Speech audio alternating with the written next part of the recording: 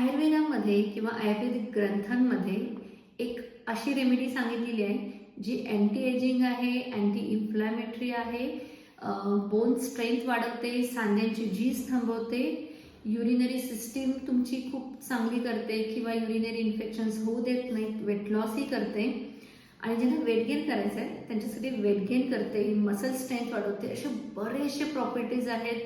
तसंच तुमची इम्युनिटी वाढवते. तर असं वन अँड ऑल एक ड्रग आहे ज्याचं नाव आहे शिलाजीत.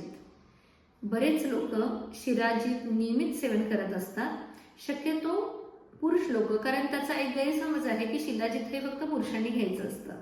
पण असं काही नाहीये, कारण हे आयुर्वेदातलं खूप महत्त्वाचं असं औषध आहे जे रसायन औषधांमध्ये येतं. म्हणजे तुम्ही त्याचं नित्य सेवन करू शकता, पण त्याला काही रूल्स आहेत.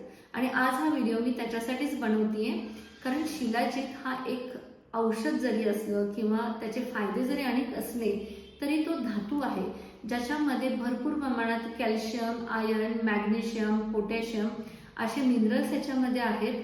खूप चांगला आयर्नचा सोर्स आहे. त्यामुळे ज्यांना HBची कमतरता आहे, ज्यांच्यामध्ये कॅल्शियम कमी झालेलं आहे, ज्यांचे मसल वीक झालेले आहेत, अशा लोकांसाठी हे खूप सुंदर असं औषध आहे.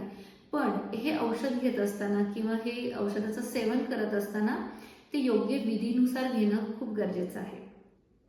तर शिलाजीत घेत असताना किंवा त्याचे डोसेस ठरवत असताना हे प्रत्येक व्यक्तीनुसार त्याचे डोसेस चेंज होत असतात. तसंच त्याचा सेवन कालावधी म्हणजे तो किती दिवस घ्यायचा आहे हे सुद्धा प्रत्येक व्यक्ती आणि प्रकृतीनुसार ते बदलत असतं. तसं शिलाजीत घेत असताना काही गोष्टी तुम्ही 100% टाळल्या पाहिजेत. जसं उष्ण, तिखट, तेलकट, म्हणजे ज्याच्यामुळे तुमच्या शरीरामध्ये पित्ताचं प्रमाण वाढेल, उष्णता वाढेल, असे पदार्थ तुम्हाला 100% टाळायचे आहे. दह्याचं सेवन जोपर्यंत तुम्ही शिलाजीत घेताय तोपर्यंत करायचं नाहीये आणि पचायला हलकं असा आहार घ्यायचा आहे. तरच हे शिलाजीत 100% तुम्हाला त्याचा फायदा होणार आहे, नाही तर त्याचे तुम्हाला दुष्परिणाम होऊ शकतात. आणि शिलाजीत सेवन जो कोणी व्यक्ती पहिल्यांदा शिलाजीत घेत असेल किंवा सुरुवात करत असेल ॲज अ रसायन म्हणून घेण्यासाठी, त्याने सुरुवातीला त्याचं शरीर शुद्धीकरण करून किंवा बॉडी डिटॉक्स करूनच ह्याचं सेवन करायचंय.